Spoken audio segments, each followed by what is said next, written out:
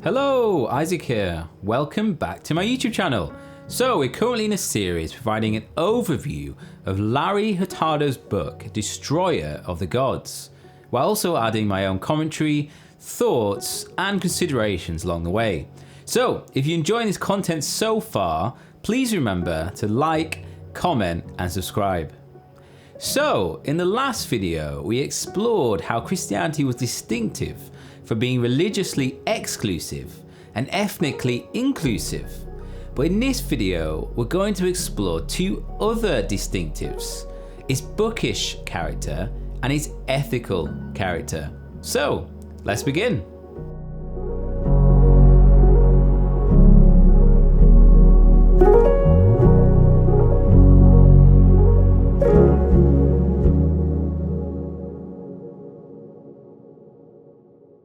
So another aspect that made Christianity unusual in the Roman world is what Larry Hurtado called its bookish character.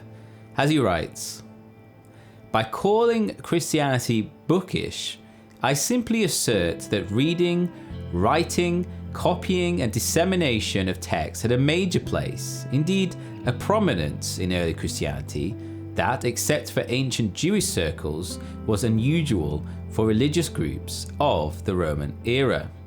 So at least by the 2nd century, the reading of scripture became an important component of worship gatherings. Justin Martyr tells us that they comprised of regular readings of the memoirs of the apostles or the writings of the prophets. In fact, there's an explicit exhortation in 1 Timothy 4:13 to give attention to the public reading of scripture. And in another text, it tells us that scripture is inspired by God and useful for teaching, reproof, correction, and training in righteousness.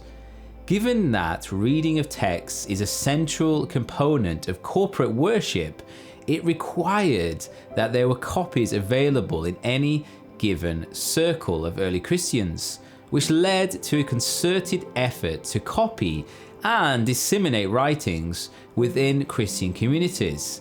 And there had to be someone in each community that was able to read at these gatherings, given that most people were functionally illiterate.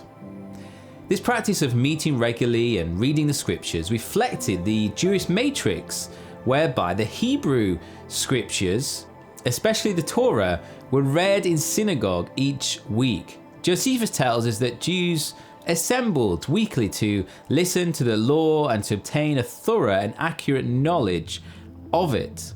But there was certainly nothing comparable to this in the Roman world, for religious groups did not use sacred writings as part of group worship gatherings. But if they did have sacred writings, they were reserved for consultation by priests. The only comparison is the philosophical groups that typically met and read and studied certain texts together. But for early Christians, it wasn't just the importance of the practice of corporate and public reading of texts, but also the sheer volume of different types of texts produced and disseminated for private use too, as Larry Hurtado writes.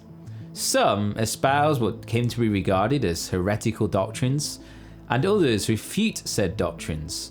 Some entertain or appeal to simple levels of Christian piety, and others are serious efforts to engage imperial authorities or the cultural and intellectual world at the time. It is amply clear that early Christianity was phenomenally prolific and varied in its literary output. The number and substance of the writings produced is all the more remarkable when we remember that all through this early period, Christians were still relatively few in number and small as a percentage of the total Roman era population. A clear sign of this is that other religious movements, such as Mithraism or the cult of Jupiter, have numerous shrines and dedicatory inscriptions, but no surviving texts. Meanwhile, there were no church structures or inscriptions prior to the 3rd century AD, but there is a huge catalogue of texts which indicates how much Christianity differed from other religious groups of the time. Moreover, producing and copying text was certainly a time-consuming and expensive enterprise, but early Christians were heavily invested in it, with texts composed in Rome and elsewhere appearing in far-flung parts of the empire with incredible promptness. Given that there was no public postal system, they would have had to use their own personal and financial resources in disseminating their scriptural writings and other literary texts. But besides this impressive production and copying of text, there were certain innovations and adaptations of literary conventions. For one, the very length of the letters of the Apostle Paul are far greater than the ordinary ancient papyrus letters of the Greco-Roman era. For example, of the 796 preserved letters of Cicero, they range from 22 to 2,530 words. And the 124 letters of Seneca range from 149 to 4,134 words. But in comparison, Paul's smallest letter, Philemon, is 395 words, and his longest are off the charts, from 2 Corinthians, which is 4,448 words, to 1 Corinthians, which is 6,807, and Romans, which is 7,101. The Gospels likewise reflect Roman era biographical type writings, but show some distinctive features. Most obviously is the subject matter, as it is not about a ruler or military hero or distinguished philosopher, but Jesus of Nazareth, a Galilean of tradesman's family that was executed by Roman authorities on the charge of sedition. Larry Hurtado points to the absurdity of this, given that we have 4 accounts of him written just decades of one another. As he writes, "We have no extended biographical works devoted to Jewish figures of the then recent past, such as Jesus was, nor is any comparable body of multiple works from pagan authors, even about any regal or heroic figure. Of course, as we have noted, there are biographical type writings, typically about royal figures or philosophers of renown, such as in Suetonius's collective biographies of the 12 Caesars. But, I repeat, even if we were to confine attention to the 4 New Testament Gospels, they comprise an unprecedented body of texts, 4 substantial narratives of the one figure, all 4 within at most a couple of decades of one another. Besides the distinctive literary conventions, there were some distinctive physical and visual features. One of these that Larry Hurtado points to is the use of the codex within Christian circles instead of the book roll or scroll. As he writes, "In the larger Roman cultural environment of the first centuries AD, the overwhelming preferred book form for literary text was the book roll or scroll. The codex was certainly also known, but was limited in usage. About 95% of extant 2nd century AD non-Christian copies of literary texts are book rolls, but about 5% codices. But at least 75% of all 2nd century Christian manuscripts of any text are codices." Ultimately, the codex would win the day, as evidenced by our own use of the book today, but not the scroll.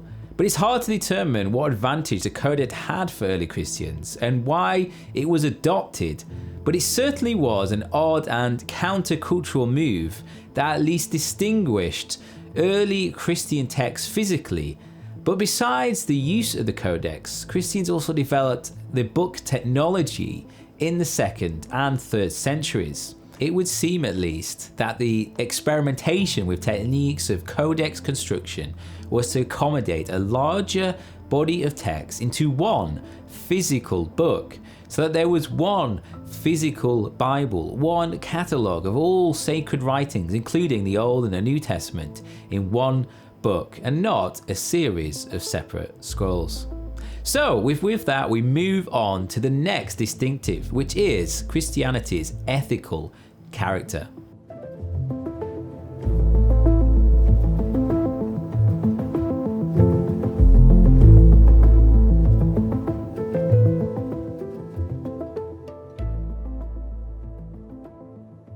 Larry Hurtado's last key distinctive of Christianity within the Roman world was its unusual emphasis on social and behavioural practices as central to adherents' religious commitment. As previously discussed, what is meant by religion in the Roman period focused on certain actions and responsibilities that involve sacrifices, altars, shrines, and observances of the days of the month or year. In other words, it typically had nothing to say about what we might term ethics, and what an adherent should or shouldn't do. The articulation of ethics mainly took place through the realm of philosophy, whilst religion focused more on honouring, appeasing, and seeking the goodwill of deities through such actions as sacrifice and the performance of related rituals. It did not have much to say about ethics and how to behave towards others, conduct family or business affairs, or the formation of character. Likewise, Roman prayers were not to petition for ethical qualities or guidance, and the Roman gods aided not the ethically good, but the ritually correct. As Everest Ferguson writes, the wedding of ethics and religious belief based on divine revelation was one of the important strengths of Judaism and Christianity in the ancient world.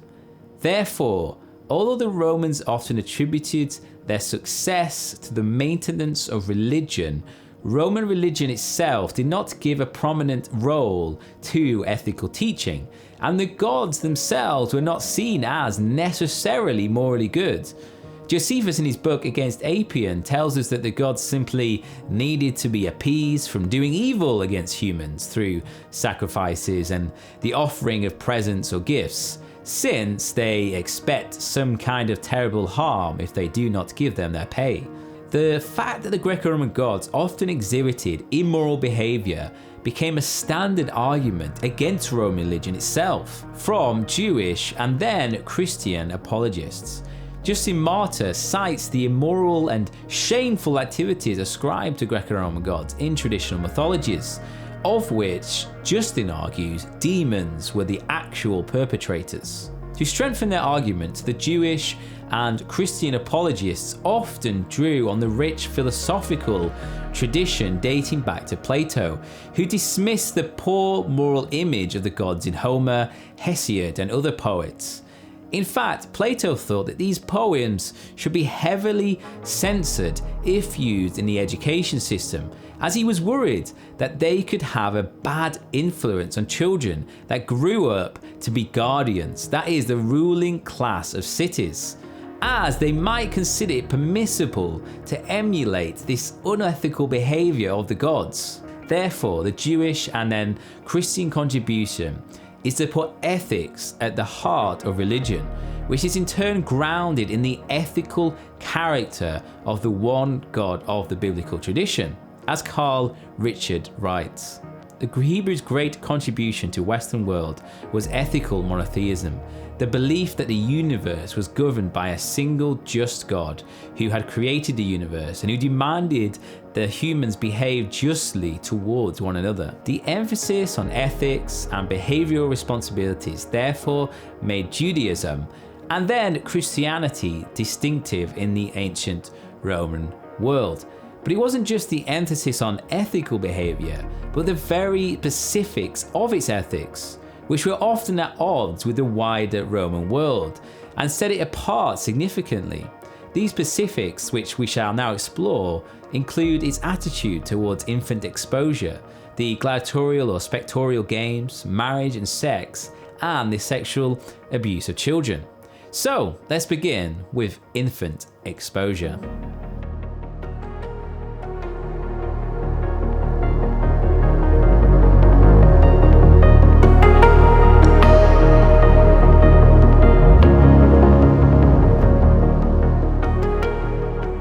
First then, infant exposure. This practice, for those that don't know, typically involved casting unwanted newborn babies onto a trash heap site or abandoned place so that they were either left to die, eaten by wild animals, or collected by someone else. And of those collected, they were usually reared to be slaves. In fact, of the 500,000 new slaves needed annually in the Roman Empire, it has been estimated that discarded infants may have supplied 150,000 of them. But what is important to understand about the ancient Roman world is that a newborn baby was simply not part of the family or admitted to society until it was acknowledged so by the father. In other words, when the child was born, it was laid at the feet of the head of a Roman household, the paterfamilias, and if he acknowledged the baby, it was accepted formally as a member of the family in a religious ceremony. But if he refused, it would be exposed. This act of exposure wasn't considered to be murder, given that the child hadn't been admitted to society. The reasons for not accepting a child and for exposing it could include financial difficulty, or the fact that the infant was deformed, of questionable paternity, or that it was a girl. The advantage of exposure, at least over other forms of abortion techniques, was that you could choose the gender of the child. But in any case, it was a common practice and not a source of great moral outrage. An often cited example of this casual attitude towards it can be found in a letter from a man named Hilarion to his wife Aelius in 1 BC. In this letter, after greeting his wife, Hilarion begs his wife to take care of the little ones, promising to send money as soon as he's paid. Then, referring to Aelius expecting another child soon, he writes, "If it is a boy, let it be. If it is a girl, cast it out." After this, the letter continues expressing his tender affection for his wife. What is then striking is both the tender feelings that the man can have towards his wife and his children, whilst also showing such a casual attitude towards murdering his own child. As Larry Hurtado writes, "Obviously, the man was not a monster and was capable of tender feelings, nor was he unusual for the time in his attitude towards infant exposure. That is precisely the point to note. The practice of discarding infants shortly after birth and before they had been accepted by the father as family members was so much a feature of the culture of the Roman period that many otherwise caring people seem to have felt little reluctance about it." Nonetheless, what is equally striking within this context is that the practice was condemned by Jews and then Christians. The Roman historian Tacitus, speaking about the Jewish people, tells us that they take thought to increase their numbers and have a passion for begetting children, as they believe it is a crime to kill any late-born child. The Jewish author Philo of Alexandria, in his book on special laws, condemns the practice at length as the worst abomination of all. Likewise, Josephus insisted in his book Against Apion that the Jewish law required that all offspring were brought up and that abortion is forbidden and infant exposure. Within the Christian tradition, there is a revulsion to the practice of infant exposure beginning in the Didache from the late 1st to early 2nd century. It states, "There are two ways, the way of life and the way of death, and the difference between these two ways is great. Therefore, do not murder a child by abortion or kill a newborn infant." In the Epistle of Barnabas from the late 1st to the early 2nd century, it puts it in simple command form, stating, "Never do away with an unborn child or destroy it after its birth." Justin Martyr, writing in the second half of the 2nd century, likewise lamented at how most children exposed were only rescued from death to be treated like cattle, being used for prostitution or even castrated to satisfy abhorrent sexual pleasures. In the Epistle of Dionysius, written in the 2nd century, it says that Christians are not utterly distinct or different from the rest of humanity, stating that the difference between Christians and the rest of mankind is not a matter of nationality or language or custom. Christians do not live apart in separate cities of their own, speak any special dialect, nor practice any eccentric way of life. In fact, he states that they conform to ordinary local usage in their clothing, diet, and other habits. But other than the residents of these cities, their behaviour is more like that of a transient, for they are citizens of heaven. One of the ways this sets Christians apart is that they do not expose their children. He writes, "Like other men, they, Christians, marry and beget children, though they do not expose their infants." Lastly, in the 2nd century, Athenagoras wrote in chapter 35 of his plea to the Emperor Marcus Aurelius a damning condemnation of the practice of infant exposure and abortion, providing the theological foundations for the sanctity of all life, which means that it is murder. He writes, "We say that a woman who uses drugs to bring on an abortion commits murder and will have to give an account to God for the abortion. For we regard the very fetus in the womb as a created being and therefore an object of God's care.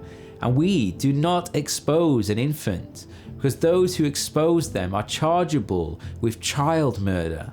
Therefore, Jews and Christians, in a unique way in their own world, did not practice and totally condemned the exposure of unwanted infants to either die, be killed by wild beasts, or to be collected and probably raised as slaves.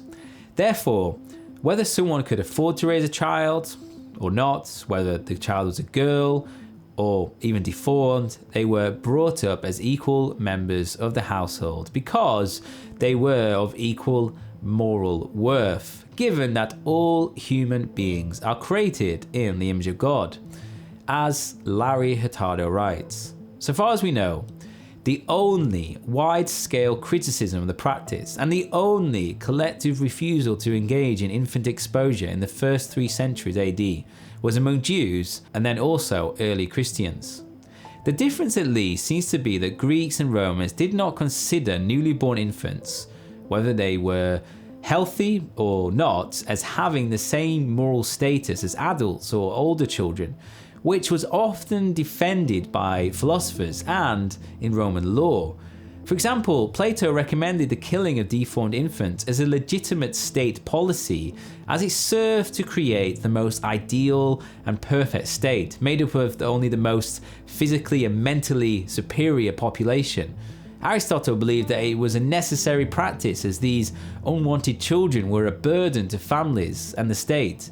But the murder of infants could be justified on the grounds, at least, that they were not fully formed human beings until they had reached a certain milestone or age. For Aristotle, this was that they had developed the ability to reason, which he believed happened at around the age of 7. On this basis, Aristotle also regarded women and slaves as not fully human, as they were, for him, inferior in their intellectual capacities to reason.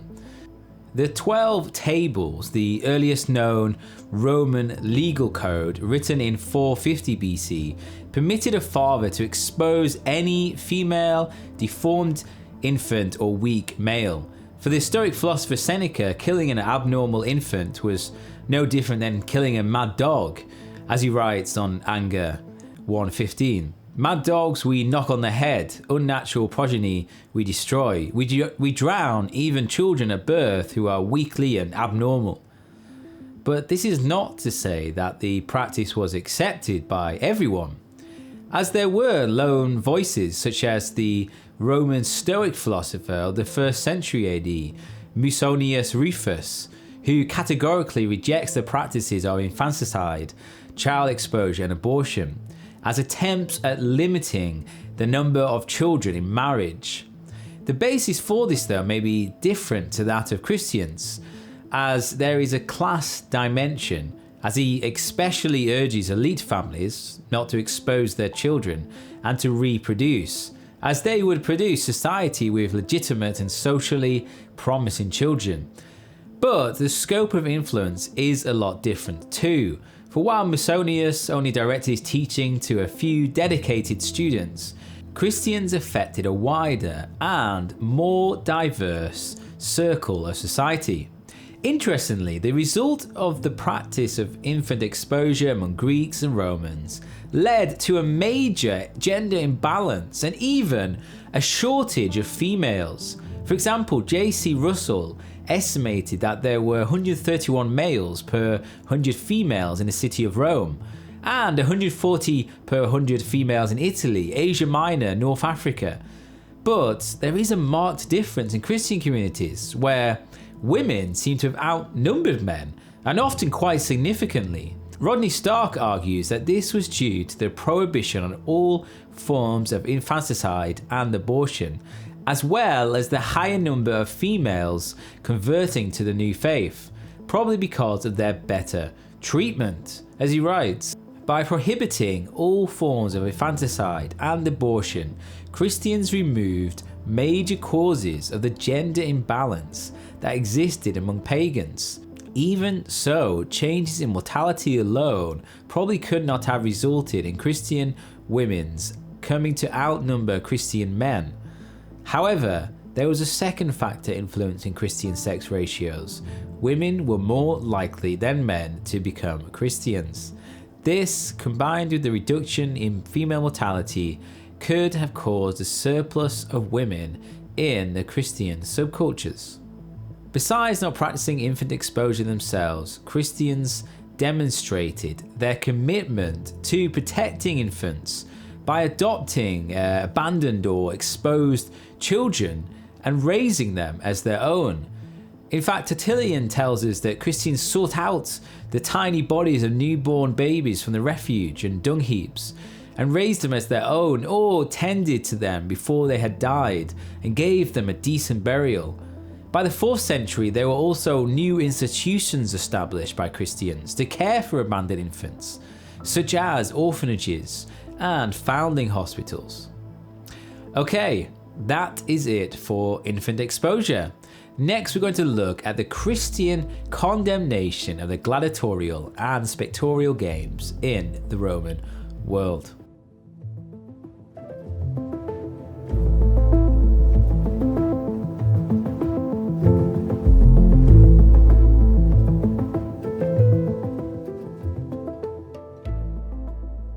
The gladiatorial games were widely popular and acceptable in the Roman world, but as we shall see, they were treated as objectionable by early Christians. Larry Hurtado writes describing such events. Such events held in the huge Colosseum in Rome could attract 50,000 spectators. In numerous other cities, the venues were somewhat smaller, but the contests were still a prominent feature of civic life. The varied program could involve animal fights and wild animal hunts in the morning, the execution of criminals and fugitive slaves at lunchtime, which for non-citizens might be by crucifixion, fire, or wild animals. Perhaps then comic presents and athletic contests, and in the afternoon the main events, gladiator fighters. In Rome, the gladiatorial games were popular and frequent from as early as 200 BC, but the imperial period is really the golden age of the games, with the Emperor Augustus surpassing all former examples in terms of number, variety, and magnificence of the public spectacle. It was during this period as well that the games spread throughout the eastern provinces, including Asia Minor, Syria, and Egypt. They are, however, condemned by early Christians from at least the 2nd century, with writers such as Tertullian. In his book On the Spectacles, he fervently protested that all forms of Greco-Roman spectacles were idolatrous, as they were always held in honour of some pagan deity, or to celebrate the birthday of a divinized emperor. In fact, Tertullian traces their origin to a form of human sacrifice to the gods. But besides this, he condemns the games as idolatrous spectacles that will corrupt the viewer to glory in violence and celebrate a violation of God's creation, with a gladiator committing immoral acts of murder. It was the violence then against the human person that the earlier Christians especially condemned. As he writes, "But as for what is done in the stadium, you cannot deny that it is unfit for you to see. Punches and kicks and blows and all the reckless use of the fist and every disfiguration of the human face, that is, of God's image." Instead of violent spectacles, Tertullian actually held that the Christian spectacle is of a different and superior quality. They were contests of no slight account, and plenty of them. Behold, impurity overthrown by chastity, faithlessness slain by faith, cruelty crushed by mercy, impudence put in the shade by modesty. Such are the contests among us, and in these we win our crowns. In this way, Tertullian suggests an alternative to the Roman spectacle, one in which good triumphs over evil and life over death. Finally, Tertullian would invite the audience to await the true spectacle, the final judgment, and the culmination of history, which would involve the final victory of good over evil and life over death, which in turn is filled with ironies as the spectators become the spectacle, as the monarchs exalted to the heavens stand before the true God of heaven and earth. He writes, "But what a spectacle is the fast approaching advent of our Lord, now owned by all, now highly exalted, now a triumphant one. What the exaltation of the angelic hosts, what the glory of the rising saints, what the kingdom of just thereafter, what the city of New Jerusalem, yes, and there are other sights, the last day of judgment, with its everlasting issues, the day unlooked for the nations, the theme of their derision, when the world, hoary with age and all its many products, shall be consumed in one great flame. How vast a spectacle then bursts upon the eye! What there excites my admiration? Why my derision? Which sights give me joy? Which arouses me to exultation?